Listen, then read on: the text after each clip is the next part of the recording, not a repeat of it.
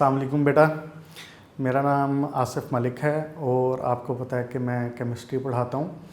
Second year के बच्चों, आप जानते हैं कि जैसे ये कोरोना की वजह से एक मुल्क की सूरत हाल बन गई है, क्लासेस आपकी ऐसा कंटिन्यू नहीं रह पा रही हैं, तो इस सिलसिले में इदारे ने आपके लिए अब ऑनलाइन क्लासेस का अजरा किया है।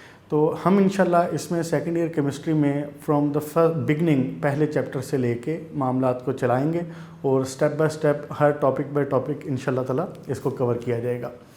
तो बेटा शुरू करते हैं इंशाल्लाह ताला। सबसे पहले आपकी जो सेकंड ईयर केमिस्ट्री में आपका जो पेपर पैटर्न है वो same as of first year है।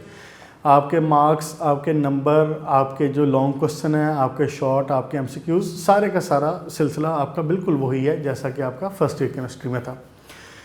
अहम बात इसमें क्या है वो ये कि आपके जो लॉन्ग क्वेश्चन है इनकी डिवीजन्स कहाँ से होती है और कैसे होती है, इसके बारे में आपको पहले मैं एक ब्रीफ इंट्रोडक्शन दे देता हूँ कि आपकी सेकेंड ईयर केमिस्ट्री है क्या। सेकेंड ईयर केमिस्ट्री में आपके चैप्टर हैं 16, 1 से लेके 16 तक 16 चैप्टर है। पहले जो आपके 6 चैप्टर है ना, 1 से लेके 6 तक, ये आपके हैं इनऑर्गेनिक केमिस्ट्री के। पहले 6 चैप्टर आप इनऑर्गेनिक केमिस्ट्री के पढ़ेंगे। उसके बाद 7वें चैप्टर से ऑनवर्ड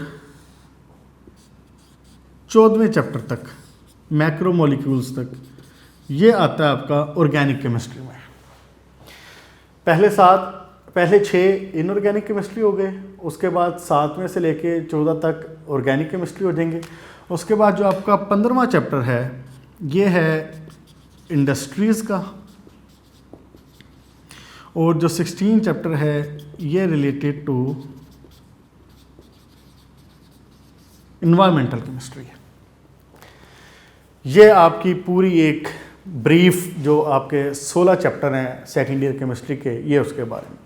पहले 6 इनऑर्गेनिक केमिस्ट्री, उसके बाद 7वें से लेके 14 तक, 14वां आपका जो बायो केमिस्ट्री और बायो से रिलेटेड ऑर्गेनिक, ये करीब करीब बिल्कुल सेम है। आपको इसमें कोई मुश्किल नहीं होगी। ख़ास तौर पे जो बायो वाले बच्चे हैं उनके लिए 14 चैप्टर जो है वो इंतहाई आसान रहेगा। उसके बाद बेटा जो 15वां चैप्टर है उसमें industries in the Pakistan discuss होंगी। पाकिस्तान में जो 3 फेमस इंडस्ट्रीज़ हैं वो डिस्कस होंगी। उसके बाद 16 चैप्टर आपका इन्वायरमेंटल केमिस्ट्री से आएगा। अब लॉन्ग क्वेश्चन की डिवीजन बिल्कुल उसी तरह 5 लॉन्ग क्वेश्चन होंगे। 5 में से आपने 3 अटैम्प्ट करने होंगे। आपको मैं एक ब्रीफली बताता हूँ कि वो लॉन्ग क्वेश्चन कैसे बनाता है। देखें ज़रा, 2 लॉन्ग क्वेश्चन आपके बनते हैं इनऑर्गेनिक और इन्वायरमेंटल के पोर्शन से। कैसे? एक लॉन्ग क्वेश्चन वो दिया करता है, यूजुअली पेयरिंग उसकी करता है कि चैप्टर नंबर 1 और चैप्टर नंबर 2, चैप्टर नंबर 1 और चैप्टर 2 की पेयरिंग चलती रही थी पिछले साल तक। इस बार जो अनाउंस हुआ था वो हुआ था चैप्टर 1 और चैप्टर 4 की पेयरिंग, यानी कि इस साल जो बच्चे थे उन्होंने चैप्टर 1 और चैप्टर 4 को लॉन्ग क्वेश्चन के लिए तैयार किया था। वो अब बाय लक उसके एग्ज़ाम हो नहीं पाए हैं। बहरहाल जो भी इनकी एग्ज़ाम्स की बोर्ड की होगी नेक्स्ट ईयर की पेयरिंग, वो आपको उसमें अपडेट कर दिया जाएगा। मुख्तसर उसमें बात ये है कि 2 लॉन्ग क्वेश्चन आपके बना करने हैं इस पोर्शन से। इनऑर्गेनिक एक तो लॉन्ग क्वेश्चन हो गया ना, जो पहले और दूसरे चैप्टर की जो भी पेयरिंग होगी वो बताएगा, वो एक लॉन्ग क्वेश्चन ये। और फिर एक लॉन्ग क्वेश्चन बनता था आपका 6 चैप्टर का और 16 चैप्टर का। ये आपके 2 लॉन्ग क्वेश्चन हो गए। इनऑर्गेनिक और इन्वायरमेंटल को आपस में कंबाइन करके 2 लॉन्ग क्वेश्चन हो गए। बाकी रह गए 3 लॉन्ग क्वेश्चन। 3 लॉन्ग क्वेश्चन बेटा आपके बना करते हैं ऑर्गेनिक केमिस्ट्री के पोर्शन से। ऑर्गेनिक केमिस्ट्री में 7 से लेके जो चैप्टर 12 तक है इसमें 3 लॉन्ग क्वेश्चन बना करते हैं। 13 और 14 का लॉन्ग क्वेश्चन नहीं देता था और 15वें का भी लॉन्ग क्वेश्चन नहीं आता। यह लास्ट ईयर तक की पेयरिंग है, जो इनका सीक्वेंस, जो इनका सिलसिला चलता रहा है, जो तरतीब चलती रही है। तो बाकी इसमें फर्दर ऑब्वियसली जो चेंजेस होंगी, जैसे जैसे न्यू अपडेट्स आएंगी, वो इंशाल्लाह ताला आपको अपडेट कर दिया जाएगा। इनऑर्गेनिक केमिस्ट्री, ऑर्गेनिक केमिस्ट्री, इनके नाम से आप लोग अच्छी तरह वाकिफ़ हैं। आपने मैट्रिक में ऑर्गेनिक केमिस्ट्री पढ़ी हुई है। 10th में आपने जो दूसरे जो 4 चैप्टर थे आपके, यानी कि 5 से ऑनवर्ड आई थिंक, वो आपने ऑर्गेनिक केमिस्ट्री पढ़ी थी, और इसी तरह आपने थोड़ी सी उसमें इनऑर्गेनिक भी पढ़ी थी। फर्स्ट ईयर में आपने मेनली पढ़ी है इनऑर्गेनिक केमिस्ट्री और फिजिकल केमिस्ट्री। इनऑर्गेनिक के कुछ चैप्टर आपने पढ़े हैं जिसमें एटम का स्ट्रक्चर, एटम की बाइंडिंग्स, एटम के बॉन्ड्स, ये सारी चीज़ें आ गई थी। उसके बाद आपने फिजिकल केमिस्ट्री उसमें मेनली पढ़ी। अब इसमें ये सेकेंड ईयर में आपकी ये डिवीजन हुआ करेगी। हम इंशाअल्लाह ताला अब पहले चैप्टर से शुरू करते हैं और पहले चैप्टर सा जो है वो रिलेटेड है इनऑर्गेनिक केमिस्ट्री से, और इस चैप्टर में आप डिस्कस करेंगे पीरियोडिक टेबल को। बेसिकली ऑब्वियसली पहला चैप्टर है, तो पहले चैप्टर में आपको इंशाअल्लाह ताला कोशिश की जाएगी कि केमिस्ट्री की जो बेसिक है, जो काइंड ऑफ बुनियाद है, और आप जानते हैं ये बात कि पीरियोडिक टेबल के बिना केमिस्ट्री काइंड ऑफ अधूरी हो जाएगी और उसको अंडरस्टैंड करना बहुत मुश्किल हो जाएगा। इसलिए पीरियोडिक टेबल के बारे में ये पहला पूरा चैप्टर रखा गया है। आपको कंप्लीटली तफसील से पीरियोडिक टेबल पढ़ाया जाएगा, बताया जाएगा। उसके बाद आपके साथ डिस्कस की जाएंगी कि उसके पीरियोडिक टेबल के हमें फ़ायदे क्या हो रहे हैं, क्या इन्फॉर्मेशंस हैं, क्या चीज़ें हैं, क्या बातें हैं जो हमें पीरियोडिक टेबल से मिलती हैं। ये सारा कुछ इसमें डिस्कस हो जाएगा। और लास्ट में इसमें आया करता है एक बड़ा लॉन्ग क्वेश्चन अहम, जो कि बार बार बोर्ड देता है, और वो है पोजीशन ऑफ हाइड्रोजन। हम उसके ऊपर डिस्कस करेंगे कि हाइड्रोजन बेचारी मासूम सी गैस है, लेकिन इसको क्या मसला है कि इसकी पोजीशन को डिस्कस करने के लिए पूरे 2 सफ़े दिए जाएंगे और उसमें आपको बार बार बोर्ड भी इसके बारे में पूछता है। तो बेटा शुरू करते हैं। अब सबसे पहले आपका पीरियोडिक टेबल पे। पीरियोडिक टेबल है क्या? बेसिकली ये एक टेबल है, एक फॉर्म है, और हमने इसमें सारे एलिमेंट्स को एक ख़ास तरतीब से, एक ख़ास तरीके से अपने फ़ायदे के लिए इसको मैनेज किया हुआ है, उसको अरेंज किया हुआ है। देखें ज़रा इसकी डेफिनेशन एग्जैक्ट क्या बनती है कि पीरियोडिक टेबल का फ़ायदा क्या है। That provides us a basic framework. हमें एक बेसिक फ्रेमवर्क, एक बेसिक स्ट्रक्चर प्रोवाइड करता है। क्या करने के लिए? To study the periodicity of physical and chemical properties of elements as well as compound. फ़ायदा क्या है? मैं पीरियोडिक टेबल को सामने रखता हूँ, मैं एक नज़र में जब पीरियोडिक टेबल को देखता हूँ तो मैं एक नज़र में ये बता सकता हूँ कि फ़लाँ एलिमेंट की जो प्रॉपर्टीज़ हैं वो क्या हो सकती हैं। I can predict that thing. बहुत एग्जैक्ट ट्रेंड्स, जहाँ पे वेरिएशन आएगी, जहाँ पे एग्जैक्ट ट्रेंड्स मौजूद होंगे, वो हम आपके साथ उसके टाइम के साथ डिस्कस होते रहेंगे। लेकिन it provides a basic framework कि आपस की जो प्रॉपर्टीज़ हैं, इसकी जो फिजिकल प्रॉपर्टीज़ हैं, जो केमिकल प्रॉपर्टीज़ हैं, चाहे वेदर इट इज़ एलिमेंट और वेदर इट इज़ कंपाउंड, कोई मसला नहीं है, कुछ भी हो, it provides a basic framework.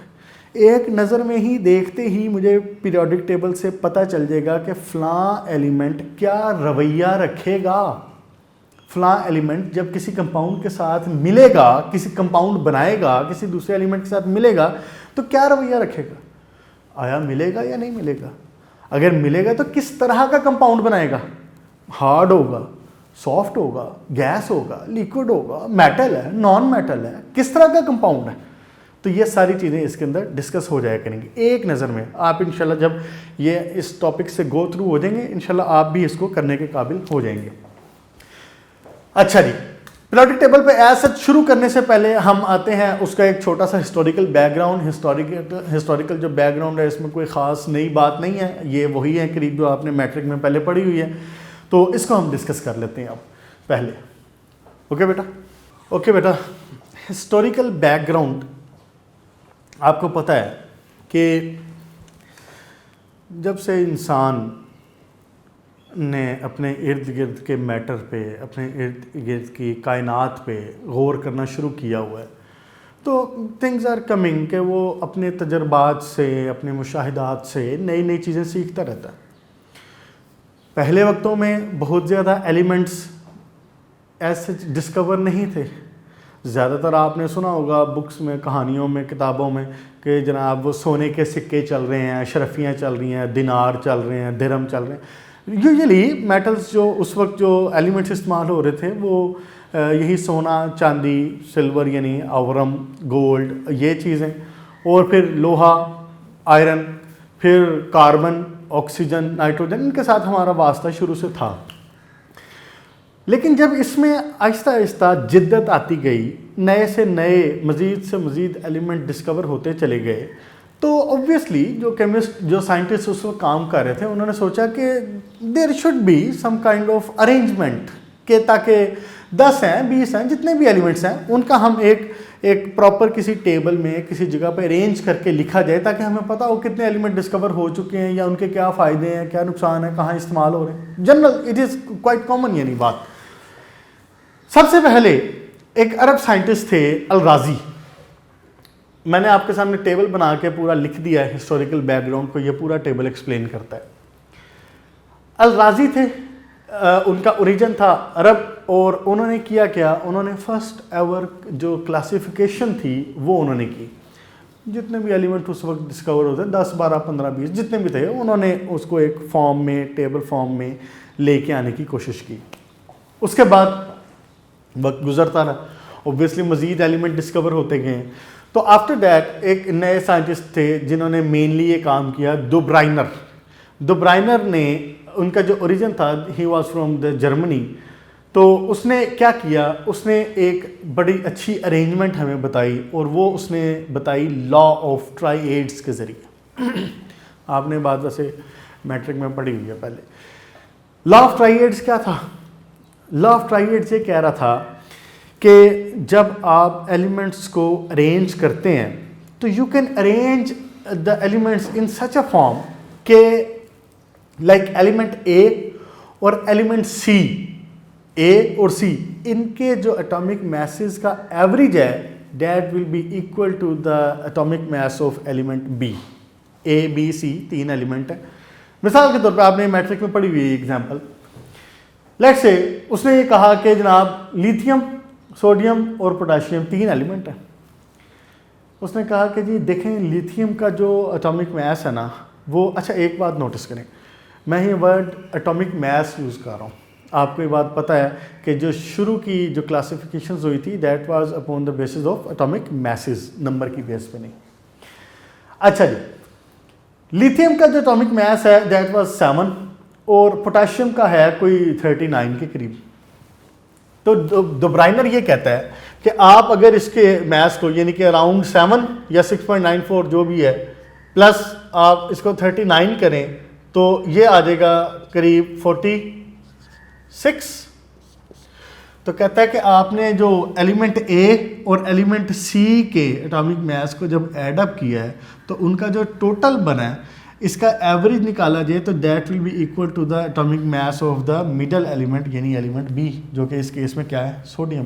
तो आप देख सकते हैं कि जब आपने 7 और 39 को प्लस किया है तो इट बिकेम 46 का इसका जो एवरेज आ जाएगा ये आ जाएगा 23। तो 23 is the mass of sodium. Obviously मुकम्मल और सारे एलिमेंट्स को वो नहीं कर पाया था, लेकिन 2 4 8 10 जितने वो कर सकता था, it gave the basic idea कि we should be arranging the elements in such kind of form. इसको कहते हैं जनाब लॉ ऑफ ट्राइएड्स। उसके बाद ऑब्वियसली काम होता रहा, मजीद एलिमेंट डिस्कवर होते रहे विद द टाइम। एक और जो स्पेसिफिक और बड़ी ख़ास कंट्रीब्यूशन है वो 19th सेंचुरी के करीब लास्ट में आके 1870-71 के करीब आके एक साइंटिस्ट था न्यूलैंड्स, इंग्लिश था, ब्रिटिश था, उसने अरेंजमेंट की और उसने हमें लॉ ऑफ ऑक्टेव्स दिया। ऑक्टेव्स का नाम आप अगर इससे याद रखें ऑक्ट से तो आपको ये बात समझ आ जाएगी कि इसमें कोई ना कोई 8 की बात हो रही, जैसे इसमें ट्राई की बात हो रही थी तो 3 की बात हो रही थी, इसमें ऑक्टेव्स में 8 की बात हो रही है। इसने क्या कहा, इस वक्त के करीब कोई 62 के करीब एलिमेंट डिस्कवर हुए थे न्यूलैंड्स के टाइम तक। इसने ये सोचा, इसने ये बल्कि ऑब्जर्व किया कि जब मैं एलिमेंट्स की प्रॉपर्टीज़ को स्टडी करता हूँ तो मैं ये देखता हूँ कि हर 7 के बाद जो 8वां एलिमेंट है it is carrying the same properties as of the first element. यानी 8वां एलिमेंट पहले जैसी प्रॉपर्टीज रख रहा है। अगर आपको याद हो, आपने ये भी मैट्रिक में पढ़ा हुआ है, अगर आपको याद हो तो वहाँ पे उसने बात की थी कि ये जो लॉ ऑफ ऑक्टेव्स है ये ऐसे है जैसे आपके जो म्यूज़िकल नोड्स हैं, वो म्यूज़िकल नोड्स आपके क्या हैं, वो क्या बेसिक्स हैं जो आपके म्यूज़िक की, सा रे गा मा पा दा नी। जब आप नी के बाद जो 8वां वर्ड बोलते हैं, 7 हो गए हैं नी तक, जब आप 8वां बोलते हैं तो आप अगेन बोलते हैं सा, और वो सा क्या है, पहला। यही उसने इसी बात को इसकी म्यूज़िकल नोट्स के लिहाज से रिलेट किया। उसने कहा कि जी पहले से लेके 7 एलिमेंट, 7वें तक जो एलिमेंट है वो तो ठीक है, डिफरेंट है, बट जब 8वां एलिमेंट आता है तो that is like of the first element. तो उसने ये कहा कि we can make some kind of groups, हम इनको एक ग्रुप की फॉर्म दे सकते हैं, यानी कि हर 7वें के बाद जो 8वां एलिमेंट है उसको पहले के नीचे रखा जा सकता है। क्यों? क्योंकि it is carrying the same properties. उसने प्रॉपर्टीज़ की बिना पे ये बात, तो उसने ये दिया लॉ ऑफ ऑक्टेव्स। उस वक्त तक जितने एलिमेंट्स डिस्कवर हुए थे उसने उनके मुताबिक उनको अरेंज कर दिया। उसके बाद जो एक बड़ा मेन और इम्पोर्टेंट काम किया और बड़ा फेमस है ये बंदा इस काम की वजह से, वो था डिमित्री मेंडलीव्स। मेंडलीव्स जो है ये रशियन साइंटिस्ट था और इसने अपना पीरियोडिक टेबल दिया जिसको कहते हैं Mendeleev's periodic table. Mendeleev's periodic table जो है ये हमें इस लिहाज से बड़ा इम्पोर्टेंट है कि ये हमें मॉडर्न पीरियोडिक टेबल जो कि आज हम यूज़ कर रहे हैं, ये उसकी हमें बेसिक बैकग्राउंड, उसका बेसिक स्ट्रक्चर जो प्रोवाइड किया गया है वो मेंडलीव की तरफ से किया गया, वो मेंडलीव ने प्रोवाइड किया। सबसे बड़ी बात इसकी क्या थी, इसने एलिमेंट्स को ना एक टेबल की फॉर्म में अरेंज किया और उनको एक जो टेबल था उनको एक उसमें ख़ास नाम दिया, वो था ग्रुप्स का, वो नाम था पीरियड्स का। ग्रुप्स और पीरियड क्या है, करीब 63 एलिमेंट थे उस वक्त तक जब तक मेंडलीव ने ये किया था। उसने क्या किया, उसने सिंपल एक टेबल बनाया, ये देखें करीब आप 8 लाइनें ऐसे करके 1 2 3 4 5 6 7 8 ऐसे करके एक 8 लाइनों का एक टेबल उसने बना दिया, बस सिंपल। इस 8 लाइनों के टेबल में उसने एलिमेंट्स को यहाँ पे यहाँ पे यहाँ पे यहाँ पे रखा। अब एक बात नोटिस करें, उसने ये जो बात ली है ना, उसने ये जो कंसेप्ट लिया है ये बेसिकली उसने ऑक्टेव से लिया था, न्यूलैंड से। साइंस में, दुनिया में चीज़ें ऐसे ही तरक्की करती हैं। जहाँ तक एक बंदा काम करके गया था, he provided some basic background for the next. Mendeleev ने इस बात को उठा के टेबल बनाया और उसने इस बात को उसने कहा कि ये जो इसमें वर्टिकल लाइंस है, ये वर्टिकल लाइंस, ये चीज़ जो है उसने कहा कि इनको कहा जाएगा ग्रुप्स। उसने एक और टर्म दी, ये हॉरिजॉन्टल लाइंस वाली। उसने कहा कि एलिमेंट्स को यहाँ से यहाँ भी स्टडी, लेफ्ट टू राइट भी स्टडी किया जा सकता है। इसके लिए उसने स्पेसिफिक नाम दिया हमें पीरियड्स का। आज मॉडर्न पीरियोडिक टेबल में सन 2020 में हम इसी 2 वर्ड्स को यूज़ करते हैं, इन्हीं 2 वर्ड्स को यूज़ करते हैं। हम अपने मॉडर्न पीरियोडिक टेबल में भी जो लाइंस वर्टिकल हैं, जो लाइंस यानी स्ट्रेट हैं, 90 के एंगल पे हैं, वर्टिकल हैं, इनको हम ग्रुप्स कहते हैं। और जो लाइंस हॉरिजॉन्टल हैं इनको हम आज भी पीरियड कहते हैं। ये बेसिकली मेंडलीव ने बैकग्राउंड दिया था। अच्छा, मेंडलीव ने जब ये काम किया तो करीब 63 के करीब एलिमेंट्स थे और उसने अरेंज किया उनको और बड़े अच्छे तरीके से उसने ये मेंडलीव पीरियोडिक टेबल हमें प्रोवाइड कर दिया।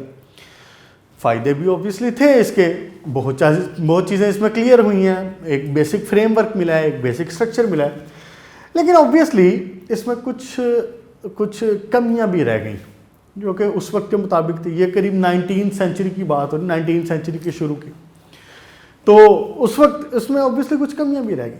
हम वो डिस्कस करते हैं कि वो छोटी छोटी सी जो कमियां थी वो क्या थी।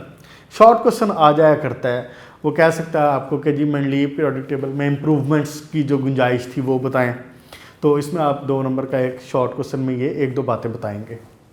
ये बातें भी आपने मैट्रिक में पढ़ी हुई हैं बाय द वे। अच्छा, एक काम तो उसने ये किया था कि उसने जो जिंक, कैडमियम और मरकरी, 3 एलिमेंट्स के नाम ले रहा हूँ। कौन से? जिंक, कैडमियम और मरकरी। इनको उठा के उसने जिंक, कैडमियम और मरकरी, इनको उसने ग्रुप 2A के साथ रख दिया था। ग्रुप 2A क्या है, ये भी जब मैं पीरियोडिक टेबल को तफसील से बताना शुरू करूँगा, मॉडर्न पीरियोडिक टेबल को, तो इसमें सारी बातें कवर हो जाएंगी। उसने इनको ग्रुप 2A के साथ रख दिया, जो कि है क्या, ये बता देता हूँ। ग्रुप कौन सा? वो beryllium, magnesium, calcium, strontium, barium और रेडियम, इसके साथ उठा के उसने रख दिया था। यहाँ पे जिंक, कैडमियम और मरकरी को उठा के इनके नीचे रख दिया था। तो आज हमें ये पता चलता है कि they should be separated from this group. Obviously एक छोटी सी कमी थी जो कि मॉडर्न पीरियोडिक टेबल में दूर कर दी गई। अच्छा जी, उसके बाद फिर उसने जो नोबल गैसेस थी उनके लिए कोई जगह नहीं छोड़ी थी, कोई जगह उसकी पोजीशन नहीं शो की थी। और ऑब्वियसली वो बेचारा पोजीशन शो कर भी कैसे सकता था, क्योंकि उस वक्त तक नोबल गैसेस डिस्कवर नहीं हुई थी। आज नोबल गैसेस डिस्कवर हो चुकी हैं, हमें पता है उसमें helium, neon, argon, krypton, xenon, radon, तो हमने उनको पूरा पीरियोडिक टेबल से अलग एक पूरा ग्रुप दे दिया जिसको हम नोबल ग्रुप कहते हैं, नोबल गैसेस का ग्रुप कहते हैं। ये एक दो उसमें कमियां थी और बाकी इनको फिर अरेंज किया गया, इनको ठीक किया गया मॉडर्न पीरियोडिक टेबल में। और अब हम देखते हैं कि मॉडर्न पीरियोडिक टेबल क्या है। बेटा मॉडर्न पीरियोडिक टेबल 1911 में इंग्लिश साइंटिस्ट था, ब्रिटिश था, उसने पेश किया, जिसका नाम था मोज़ले। अब आप देख लें कि 1911 में जब बरे सगीर में हमारे अपने मसाइल चल रहे थे, उस वक्त यहाँ पे मॉडर्न पीरियोडिक टेबल की जो बुनियाद है, जो यानी काइंड ऑफ उसका जो स्ट्रक्चर है वो बना दिया गया था। वो उस वक्त इन चीज़ों पे काम कर रहे थे। बहरहाल 1911 में उसने ये जो मॉडर्न पीरियोडिक टेबल ये बनाया और उसने बेसिक जो फ्रेमवर्क था वो ऑब्वियसली मेंडलीव का यूज़ किया। पीरियोडिक जो ग्रुप्स हैं, जो पीरियड्स वाली बात है, वो वहाँ से उसने उठाई, उसी को अरेंजमेंट की, जो कमियां थी उसमें वो दूर की गई, जो नए एलिमेंट्स डिस्कवर हुए थे वो एडअप किए गए, ये सारा कुछ किया गया। एक ख़ास और जो बड़ी बात है, जो कि मेंडलीव के, न्यूलैंड्स के, ऑक्टेव्स के और क्या नाम है उसका, न्यूलैंड, ये डोब्राइनर के, इन सब से मुख्तलिफ है, जो कि आज हमारे नए मॉडर्न पीरियोडिक टेबल में है। वो बात क्या है कि हमारा जो मॉडर्न पीरियोडिक टेबल है, it is arranged on the basis of atomic number of the elements. Moseley से पहले मेंडलीव तक सब साइंटिस्ट ने एटॉमिक मैस को इस्तेमाल किया था। एटॉमिक मैसेस की बिना पे उन्होंने एलिमेंट्स को अरेंज किया था। लेकिन मोज़ले ने ये फाइंड आउट किया कि एटॉमिक मैसेस एक प्रॉपर्टी है, but it is not that much specific as of the atomic number. आपको ये बात पता है कि एटॉमिक नंबर किसी भी एलिमेंट की इंतहाई स्पेसिफिक और करैक्टरिस्टिक प्रॉपर्टी है। अगर आप एटॉमिक नंबर चेंज करते हैं तो एलिमेंट ही चेंज हो जाएगा। कोई भी दो एलिमेंट्स कभी भी सेम एटॉमिक नंबर नहीं रख सकते, लेकिन मैसेज का तो हो सकता है। दो एलिमेंट्स के मैसेज तो सेम हो सकते हैं। हम इसके ऊपर बात करते हैं भी, एटॉमिक नंबर, एटॉमिक मैसेज क्या है। मैं आपको एक बार इसका रिव्यू दे देता हूँ। जी बेटा, एटॉमिक नंबर और एटॉमिक मैस क्या है? आपको ये बात पता है कि किसी एटम में मौजूद नंबर ऑफ प्रोटॉन और नंबर ऑफ इलेक्ट्रॉन हमेशा बराबर होते हैं। एटम की बात कर रहा हूँ। किसी भी एक एटम में, एटम से जब मैं बात कर रहा हूँ तो आपको ये बात पता है कि it means this is a neutral species. उसके ऊपर कोई चार्ज नहीं है। जब चार्ज हो तो क्या कहते हैं उसको? आयन कहते हैं। किसी एटम में जो नंबर ऑफ प्रोटॉन है और नंबर ऑफ इलेक्ट्रॉन है वो हमेशा बराबर होते हैं। तो मैं ये कह सकता हूँ कि किसी एटम में नंबर ऑफ प्रोटॉन है या नंबर ऑफ इलेक्ट्रॉन है, इसका जो नंबर है, मैं प्रोटॉन और इलेक्ट्रॉन को ऐड नहीं कर रहा, मैं ये कह रहा हूँ कि इनका जो नंबर है, प्रोटॉन या इलेक्ट्रॉन का जो नंबर है, that is called atomic number. Usually हम इसको प्रोटॉन नंबर कह लिया करते हैं। अच्छा जी, उसके बाद दूसरा जो एटॉमिक मैस है वो क्या होता है? नंबर ऑफ न्यूट्रॉन और नंबर ऑफ प्रोटॉन, आप इन दोनों को ऐड करें, उसके अंदर न्यूट्रॉन कितने हैं, उसको प्रोटॉन में जो भी जितने भी प्रोटॉन हैं उनको ऐड करें, ये आपका आ जाएगा एटॉमिक मास। आपको ये बात पता है कि न्यूट्रॉन्स की तादाद में फ़र्क हो सकता है, न्यूट्रॉन्स की तादाद में फ़र्क हो सकता है। आपने प्रोटियम, ड्यूटियम, ट्रीटियम, इसी तरह कार्बन के आइसोटोप C12, C13, C14, ये सारी बातें आपने पढ़ी हुई हैं। मैं सिर्फ एक आपको रिवाइज देना चाह रहा हूँ क्योंकि काफ़ी दिनों से आप भी आउट ऑफ टच हैं चीज़ों के साथ। अच्छा जी बेटा, उसके बाद एटॉमिक नंबर क्या था कि नंबर ऑफ प्रोटॉन या इलेक्ट्रॉन, और एटॉमिक मास क्या था, number of proton plus neutron. तो मेंडलीव तक जो साइंटिस्ट थे उन्होंने उसको एटॉमिक मास के लिहाज से, इसके लिहाज से अरेंज किया था। और जो मॉडर्न पीरियोडिक टेबल है हमारा वो किसकी बेस पे है, वो है एटॉमिक नंबर की बेस पे। मोज़ले ने एटॉमिक नंबर के लिहाज से अरेंज किया। अच्छा, इसमें एक छोटी सी बात, वो उसका पीरियोडिक लॉ वो आपके जहन में होगा कि वो क्या कहता था कि periodicity of the elements are periodic function of their atomic number, यानी उसमें एटॉमिक, ये 2 नंबर के एक शॉर्ट क्वेश्चन के लिए जहन में रख लीजिएगा, आने के चांसेस कम होते हैं क्योंकि ये मैट्रिक में आपका इंपॉर्टेंट था और आपने याद किया भी हुआ है, लेकिन फिर भी आपके जहन में ये होना चाहिए कि periodicity of the elements are the periodic function of their atomic number. ये उसका मॉडर्न इसका लॉ है, पीरियोडिक लॉ। इसका मतलब क्या था, इसका मतलब यही है कि जो एलिमेंट्स हैं वो उनके एटॉमिक नंबर के लिहाज से उनकी जो प्रॉपर्टीज़ हैं वो एक ख़ास इंटरवल के बाद तब्दील होती हैं। पीरियोडिसिटी, जैसे आपके उसमें कॉलेजेस में आपकी क्लासेस हुआ करती हैं, आपके लेक्चर जिसको आप कहते हैं पीरियड्स, कि जी पीरियड नंबर 1 है, पीरियड नंबर 2, उसको पीरियड क्यों कहा जाए, क्योंकि because it is repeating with the same interval, एक सेम इंटरवल के बाद वो पीरियड चेंज हो रहा है, पीरियोडिकली चेंज हो रहा है, तो इसलिए ये वर्ड यूज़ किया जाता है उसके लिए कि एक खास इंटरवल के बाद उसका तब्दील होना, उसका रिपीट होना। अच्छा जी, आए बच्चे, आप शुरू करते हैं मॉडर्न पीरियोडिक टेबल। सबसे पहले आपको मॉडर्न पीरियोडिक टेबल को पढ़ना बताया जाएगा, आपको ये बताया जाएगा कि इसकी बेसिक्स क्या हैं, ये किन किन बुनियादों पे हम इसको डिस्कस कर सकते हैं और फिर हमें इससे फ़ायदे क्या हो रहे हैं। एक जनरल ब्रीफ डिस्कशन होगी इसके बारे में।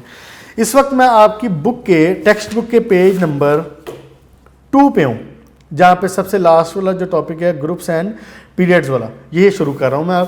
आपने साथ साथ पेज नंबर 3 के ऊपर जो आपका पीरियोडिक टेबल दिया हुआ है उसको भी नज़र में रखना है। वैसे मैंने पीरियोडिक टेबल का एक स्ट्रक्चर सामने बना भी दिया।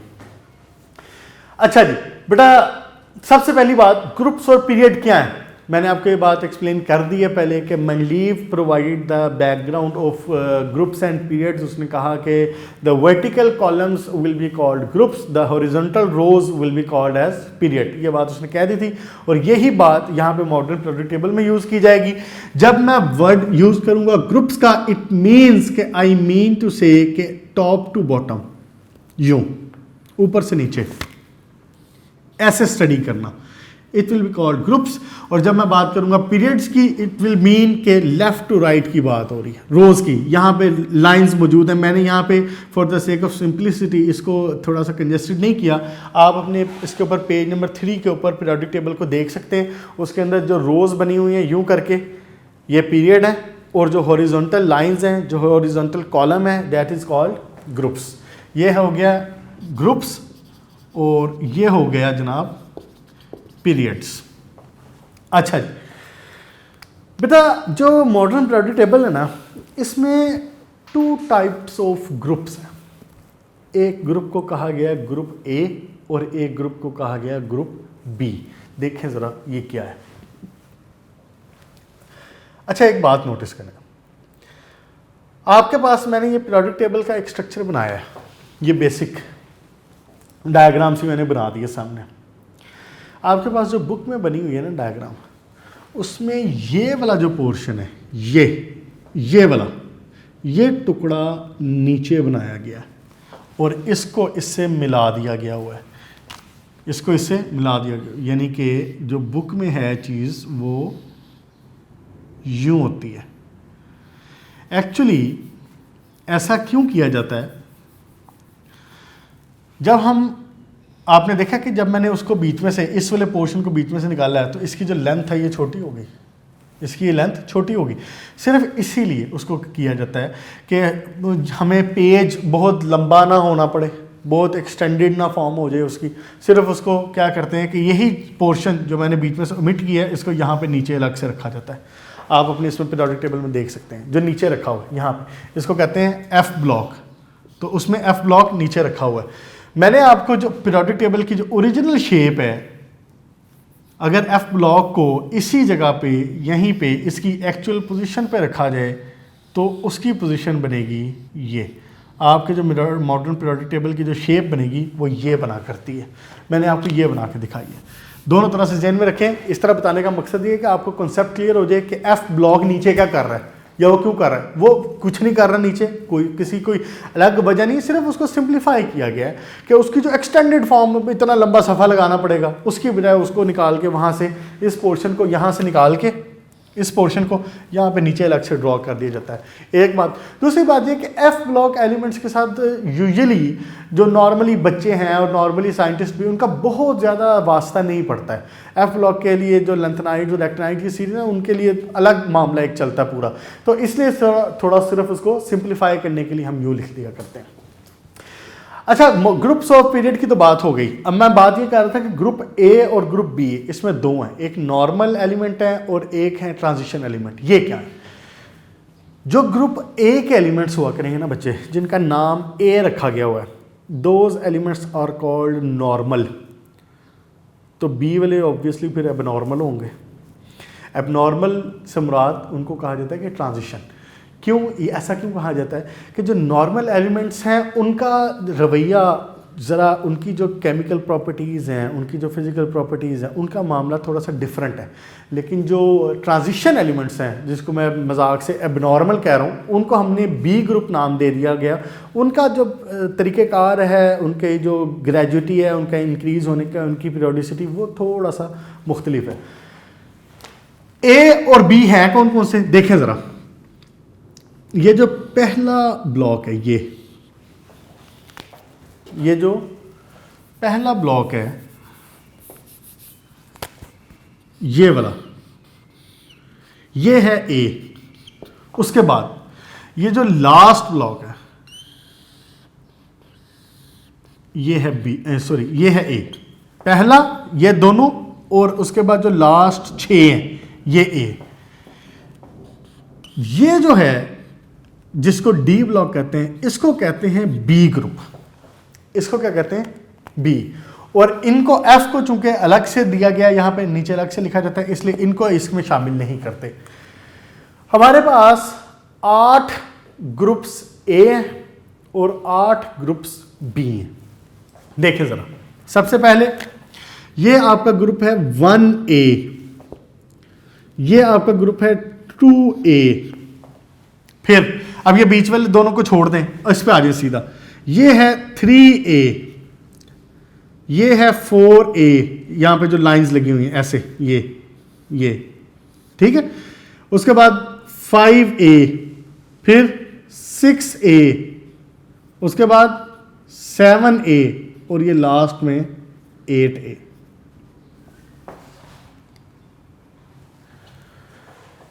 वन ए, 2A, 3, 4, 5, 6, 7, 8A, ये सारे ऐसे हो गए। उसके बाद जो B वाला है, ये वाला, ये शुरू होता है बेटा 3B से। 1, 2 और 3, 3B से। 3B के बाद नेक्स्ट 4B, 5, 6, 7। उसके बाद जो 8B है, 8B में 3 ग्रुप्स आते हैं, 1, 2, 3। उसके बाद आया करता है 1B और उसके बाद आया करता है 2B। B शुरू होता है 3 से, फर्स्ट या सेकंड से नहीं, फर्स्ट और सेकंड इसके लास्ट में। 3 से शुरू होगा, 3B, 4B, 5B, 6B, 7B। 7B होने के बाद 3 ग्रुप्स को 8B का नाम दिया जाता है, और उसके बाद आता है 1B और उसके बाद आता है 2B। ये 1B और 2B क्यों इसको लास्ट में रखा गया है, ये बात भी करेंगे हम इससे रिलेटेड में, जब एस ब्लॉक्स पढ़ाना शुरू करूँगा। यही काम आप ज़रा पीरियोडिक टेबल पे जो पेज नंबर 3 है आप उसको एक दफ़ा नज़र से गुजार लें। अब आप इसको एफ को बीच में से ओमिट कर सकते हैं, इसको नीचे रख सकते हैं जैसा कि आपकी बुक में बना हुआ है, ठीक है। वो सिर्फ मैंने आपको समझाने के लिए बताया था। आप देखें ज़रा कि आपका ये जो शुरू वाला जो ब्लॉक है उसके बाद 3B 4B 5 एक दफ़ा एक नज़र से इनको सारे को देख लें। 1B 2B कहाँ लिखा हुआ है, 1 से लेकर 8 तक ए वाले भी हो गए और उसके बाद बी वाले भी हो गए। अच्छा, ये तो होगी ग्रुप्स की क्लासिफिकेशन।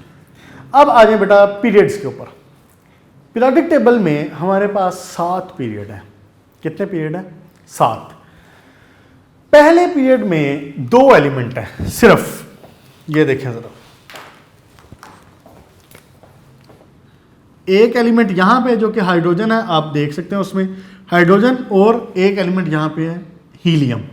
ये हो गया आपका पीरियड नंबर 1।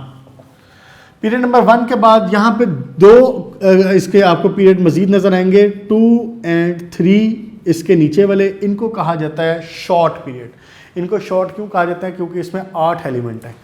ये देखें, हाइड्रोजन, हीलियम, यहाँ पे आ जाएगा lithium, beryllium, boron, carbon, nitrogen, oxygen, fluorine, neon, यहाँ पे पूरा इस तरह से। और उसके नीचे सोडियम वाली लाइन आ जाएगी पूरी की पूरी, ये इसी तरह यहाँ तक चलती जाएगी, यूं ऐसे। ठीक हो गया? पहला पीरियड, दूसरा पीरियड, तीसरा पीरियड। पहला पीरियड बेटा, दूसरा जो उसके बाद दूसरा और तीसरा, इन दोनों को कहा जाता है शॉर्ट पीरियड। शॉर्ट पीरियड में 8 एलिमेंट आएंगे, देख लें, 2 इधर और 8 इसके, ये हो गए 8 एलिमेंट। तो इनको कहा जाता है शॉर्ट पीरियड, दूसरा और तीसरा। अच्छा जी, उसके बाद आ जाए 4th और 5th के ऊपर। अब ये भी इसी तरह, इसको अगर कंटिन्यू करूँ आगे, ये 4th और ये 5th।